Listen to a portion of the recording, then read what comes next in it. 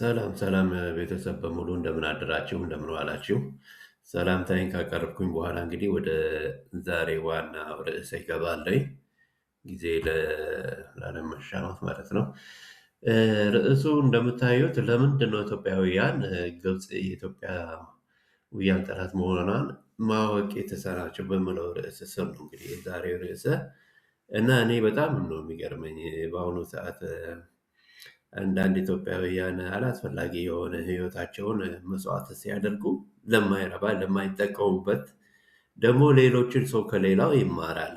ማለትም የሄዱት ቆስሎ ሲመለሱ ወይ ደግሞ ሲቆስሉ ምን የተደረገላቸው ነገር አለ? አሁን በሻዕቢያ በኩል የሚመጡትን ይሄ ጽንፈኛው ምናምን የሚባለውን እንደዚህ ዝም ብሎ አፕታይትም ተዘግቷል። በዛ በኩል ብዙም ኢንተረስትም የለኝም ስለ አማራ ነፃ አውጪ የምናምናምን የሚለውን ነገር ምክንያቱም እንደማያሸንፉ ስለማቅ ስለዛ መናገርም ደስ አይለኝም። ምክንያቱም አፕታይት ሁሉ ተዘግቷል። ምንም ውጤት የሌለው ስራ እንደ ዝም ብሎ ነው የሰውን ህይወት በከንቱ የሚያባክኑት የሚል እንትን እምነት ስለማምን ወይም ደግሞ ስለማቅ ነው ያንን ብዙውን ጊዜ የማልዘግበው እና ወደ ከርዕሰ እንዳልወጣ እንግዲህ አሁን እኔ በደርግ ጊዜ አሁን ሁላችሁም እንደምታውቁት ደርግ ግብፅ የኢትዮጵያ ጠላት ናት፣ ማነው የግብፅ መሪ ይውደም ምናምን እያለ ብዙ ጊዜ ይናገራል። ደርግ ግን አናምነውም ነበር፣ አይመስለንም ነበር። እኔም ራሴ ጭምር በደርግ ጊዜ ግብፅ የኢትዮጵያ ታሪካዊ ጠላት ነው ብሎ ደርግ በሚናገርበት ሰዓት አላምንም ነበር። ምክንያቱስ ደርግ ሁልጊዜ ስለሚዋሽ ይህንንም የሚዋሽ ይመስለኝ ነበር። በዛን ጊዜ በደርግ ጊዜ የነበርን ሰዎች አንድ ራዲዮ ጣቢያ ብቻ ነው ያለው። ሌላ አማራጭ የለም። ስለ ግብፅ ምናምን የምናውቅበት አንድም አማራጭ የለም። የሚመስለን እንዳውም ግብፅ ለእኛ ብላ ዲሞክራሲ ልታመጣልን ልትረዳን ብላ ሻዕቢያን ወያኔ ሌሎችን የምታሰለጥን ይመስለን ነበር። አሁን ግን ሁኔታው እንደዛ አይደለም። ብዙ አማራጮች ሚዲያ፣ ሶሻል ሚዲያዎች አሉ። ግብፅ በራሷ በአፏ ምን ያክል የኢትዮጵያ ጠላቶች እንደሆነች እየተናገረች ነው። ለምሳሌ አባይ ሚዲያ ላይ ትርጉሙን በምንሰማበት ሰዓት ኮምፕሊትሊ በቃ የኢትዮጵያ ጠላትነቷን ጠላታችሁ ነኝ እኮ ነው እያለች ነው ያለችው። ይህንን እየሰማ ሰው እንዴት ነው ማወቅ የተሳነው? ግብፅ ማንን ነው የምትጠቀመው በጠላትነት? ያንን ምንም እንትን የለውም እኮ ሁሉም የሚያውቀው ነው። አንደኛ ይሄ የውጭ ዩቲዩበሮችን በመቅጠር ነው እንግዲህ የምትጠቀመው። አሁን ለምሳሌ እነኚህ አሁን ቀይ ባህርን የሚቃወሙት ኢትዮጵያውያን ሌሎችንም እርስ በራስ አማራን ከኦሮሚያ ምን ሁሉ ነገር የሚያጋጩ የሚያጣሉት የውጭ ሀገር ዩቲዩበሮች በማይረባ ገንዘብ ነው ያንን ነገር ከግብፅ እየተቀበሉ እንደዛ የሚያደርጉት። ለሰው ሞት ምንም አይሰማቸውም። እንበልና አሁን ለምሳሌ $2000 በየወሩ ብትከፍልላቸው ለአንድ ዩቲዩበር $2000 ማለት እንግዲህ በጣም ትንሽ ገንዘብ ነው። 308,000 የኢትዮጵያ ብር ማለት ነው። ወደ 300,000 ኦልሞስት ወደ 300,000 ብር ማለት ነው። ወይ ደግሞ በወሩ $2,500 ብትሰጫቸው በየወሩ $2,500 ኦልሞስት ወደ 385,000 የኢትዮጵያ ብር ማለት ነው። ይሄ $2,000 በብር ሲመነዘር ብዙ ይመስላል። ግን $2,000 ይሁን $2,500 በዚህ በኤሮፓ ሀገር ለአንድ የቀን ሰራተኛ የሚከፈል ደሞዝ ነው። ብዙ አለም፣ በጣም ትንሽ ነው። ለአንድ ኢንጂነር $5,000 $6,000 $4,000 እሱ ተውት። ይሄ $2,000 የሚቀበሉት ከግብፅ አንድ የቀን ሰራተኛ በኤሮፓ ሀገር የሚያገኘው ደሞዝ በወር ማለት ነው።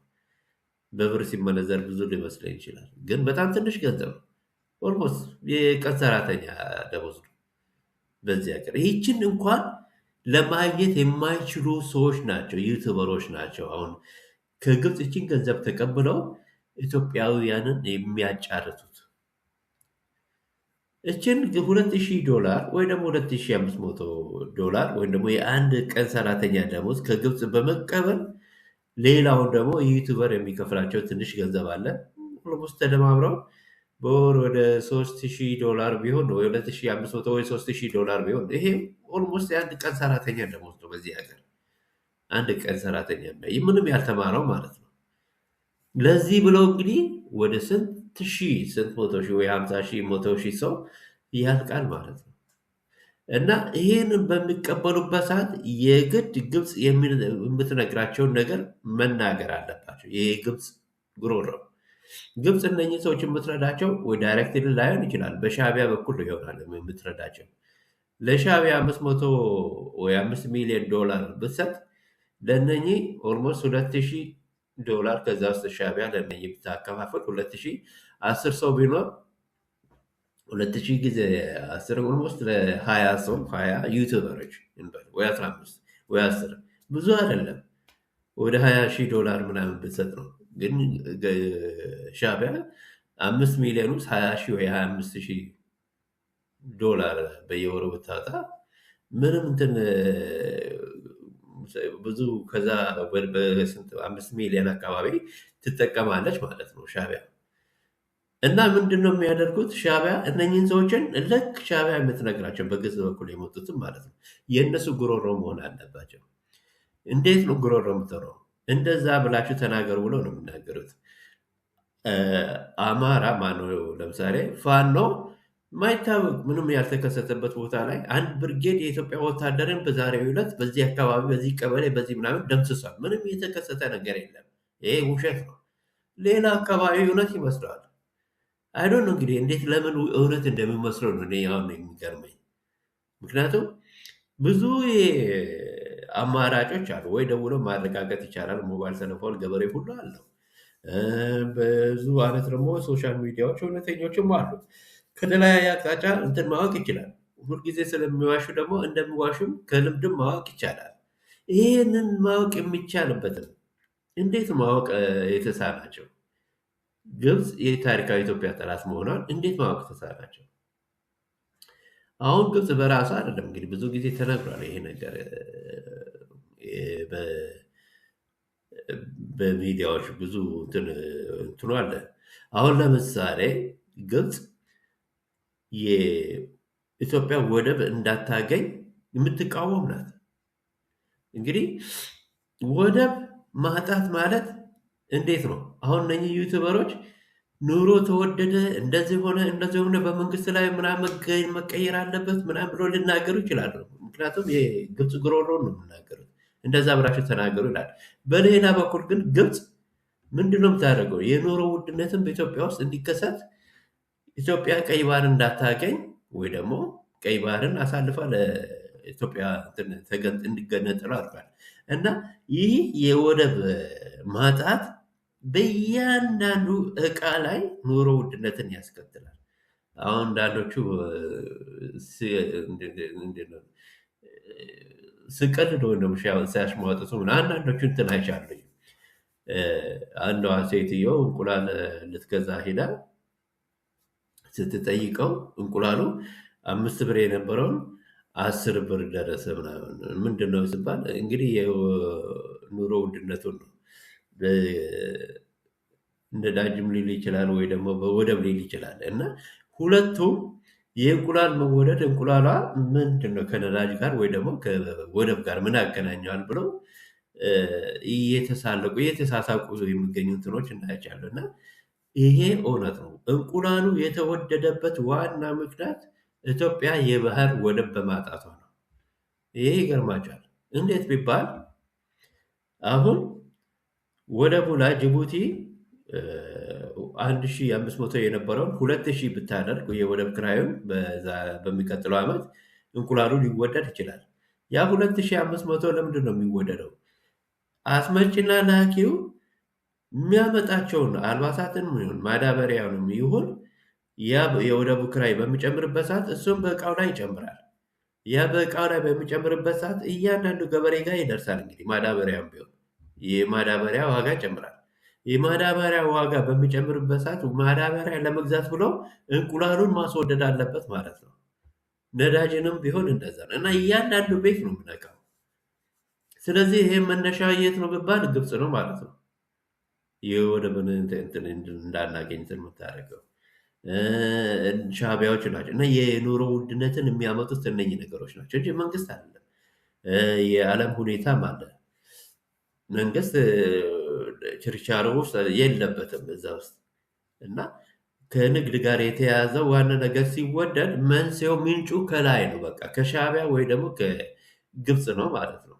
ይህንን ማወቅ ያስፈልጋል። አሁን ቅድም እንደጠቀስኩት እንግዲህ እ፣ ደርግም እንደዛ ስናገር ነበር። ምንም ሰው አያምነውም ነበር። ያው ቅድም ተናገር ያለኝ ግን ደርግ ስለሚዋሽ ነው። በቅርብ ጊዜ ስለሚዋሽ እውነትን ብናገር አይታመነው፣ በቃ ውሸት ይመስሏል ሰው። አሁን ግን እንደዛ አይደለም። ሚዲያዎች ሁሉ ይህንን በተለያየ መንገድ ሊያገኙት ይችላሉ። ገበሬውም ሞባይል ቴሌፎን ስላለ እ፣ ብዙ አይነት መከታተል ይችላል እና ህይወታችሁን በከንቱ አትቀጥፉ። አሁን እየተካሄደ ያለው ምርጫ በተለይ እ፣ የፈለጋችሁትን መምረጥ የራሳቸውን የሚሆነው መምረጥ እንደምትችሉ ነው እና አሁን በተለይ አሁን ይሄ የምርጫ ሁኔታ እ፣ በጣም የሚያስደስት ሁኔታ ላይ ነው አሁን ያለ ነው። ምርጫውን በተመለከተ ሌላ ጊዜ በሌላ ፕሮግራም እመጣለሁ። ለማንኛውም ግን አሁን እየተከራከሩበት ያለው ሁኔታ መሻሻል እየታየበት ነው። አንደኛ በሰዓት እኩል የመከፋፈል ሁኔታ አለ። ሁለተኛ ደግሞ በኢህአደግ ጊዜ አሁን ክርክር የነበረው ዝም ብሎ የጥላቻ ነበር። ሁሉም እ፣ ኢህአደግን በጥላቻ ነበር የሚከሰው እንጂ የራሳቸውን አማራጭ የሚናገሩበት ጊዜ አልነበረም እና አሁን ግን አማራጭ ማቅረብ ጀምረዋል። ሰዓቱንም እኩል መከፋፈል ጀምሯል። በእርግጥ ኢህአዴግም ሰዓት ክፍፍል ላይ 2 ደቂቃ ለተቃዋሚ ሰጥቶ ለራሱ 20 ደቂቃ ይወስዳል እና ዋና ሁኔታው ምንም ሳይናገር እንኳንም ምናምን ብሎ ሰላምታ እያቀረበ ደቂቃውም ያልቅባቸው ነበር። ያ ፌር አይደለም። አሁን ግን እንደዛ አለ። እኩል እየተከፋፈሉ ነው። የሚነጋገሩበት ደግሞ በቶፒኩ ላይ ነው። ልክ የኤሮፓውያን አሁን ምንድነው ይሄንን ያመጣ የሚባል እኔ ይመስለኛል የቴክኖሎጂ ነው። ሶሻል ሚዲያዎቹ ሞባይል ቴሌፎኑ በብዛት እንትን ስላለ የአውሮፓውያን አሜሪካውያን ሲከራከሩ እንደዛ በማየት የተማሩ ይመስለኛል ኢትዮጵያውያን እና ተቃዋሚዎችም ቢሆኑ መሻሻል አለ እና በዚህ አይነት ሁኔታ ቢሸነፉም እንኳን መንግስት ከተቃዋሚዎች አንዳንዶቹን ከራሳቸው ጋር ከመንግስት ጋር የተቀራረበ አመለካከት ያላቸው ሚኒስቴር ወይ ደግሞ አንዳንድ ቦታ ሊሰጣቸው ስለሚችል ምንም ወድቆ አይወርቁም እና ጠቅላይ ሚኒስትሩም እንደተናገሩት 10-20 ሰው በፓርላማ ውስጥ የተቃዋሚዎች እንዲኖሩ ምኞት የምን ነገር ተናግረው ነበር። 10-20% ይሆን እንዴት እንደሆነ አላውቅም።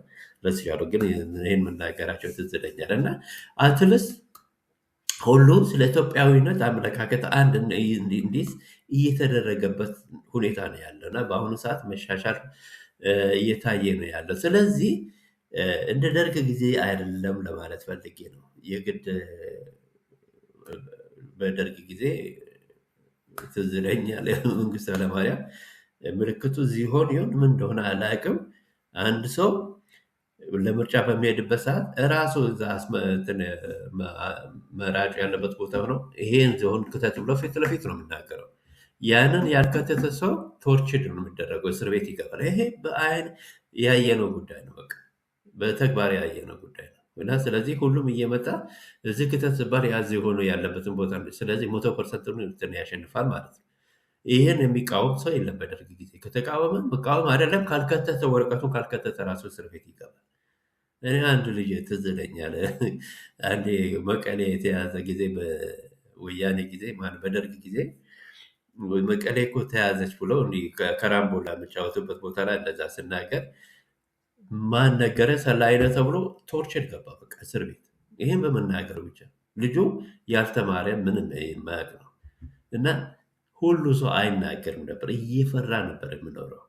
ደርግም ሁሌ ስለሚዋሽ የምናገረው ሁሉ ውሸት ይመስላል። ስለዚህ ግብጾችም ጠላታችን ግብፅ የኢትዮጵያ ጠላት ነው ብሎ ደርግ በምናገርበት ሰዓት በቃ ውሸት ይመስላል እና ማንም ምን ጭምሯን አናምነው ነበር። ደርግን በቃ ምንም አይታወቅም፣ እውነትና ውሸቱ ምንም አይታወቅም። መዋሸት ለዚህ ነው ጉዳቱ፣ ጥቅም የሌለው። ሁሌ የሚዋሽ ሰው እውነትን ብናገር አይታመንም በቃ እና ደርግም እንደዛ ነበር። ውድቀቱም ለዛ ነው አንዱ ከውድቀቱ አንዱ ነው ይሄ ነገር እና በአሁኑ ሰዓት ግን ብዙ ሚዲያዎች ስላሉ ይሄንን ለምን ማወቅ ተሳናቸው የሚለው ሁኔታ በጣም ነው የሚገርመኝ እና ህይወታቸውን በከንቱ እንትን አታድርጉ ለማለት ፈልጌ ነው።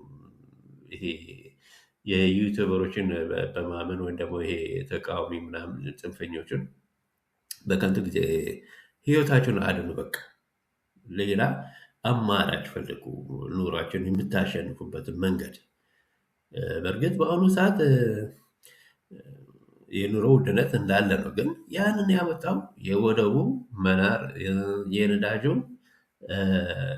መናር፣ እንደዚህ አይነቶቹ ነው እና ዓለም አቀፋዊ ሁኔታ ነው እና ቅድምም ተናግሬያለሁ። እንግዲህ እንዴት በእያንዳንዱ ነገር ላይ ኑሮ ውድነት እንደሚመጣ ከየእንቁላል ምሳሌ ጠቅሼላችኋለሁ። እና ስለዚህ በሚቀጥለው ምርጫ እንግዲህ ምናልባት ይህ መንግስት ካልተስማማችሁ የተሻለውን ነው ብላችሁ የምታምኑበትን መምረጥ ትችላላችሁ። አይሆፕ እኔ በአሁኑ ሰዓት እንኳን ይመረጣል ብዬ የምገምተው ምንድነው፣ አንድ ልነግራችሁ እፈልጋለሁ። ብዙ ጊዜ አንድ ግለሰብ ወይ ደግሞ አንድ ባለስልጣን በክልል ወይ በወረዳ ወይ በቀበሌ አንድ ሰው ቢያስከፋው ያ ሰውዬ ቀጥታ ማን ጋር ነው የሚሄደው?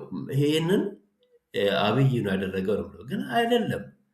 በቃ እዛ ያለው የኢህአደግ አባል የነበረ ሰው ሊሆን ይችላል ያንን የሚያደርገው እና ሁሉ ነገር አብይ አብይ አብይ አብይ ሲባል እሰማለሁኝ። ግን አይደለም አሉ እዛ ውስጥ ኢህአደግ እንትን የነበሩ ጥቅማቸው የተነካባቸው እና ህዝብን እንትን የሚያማርሩ አሉ።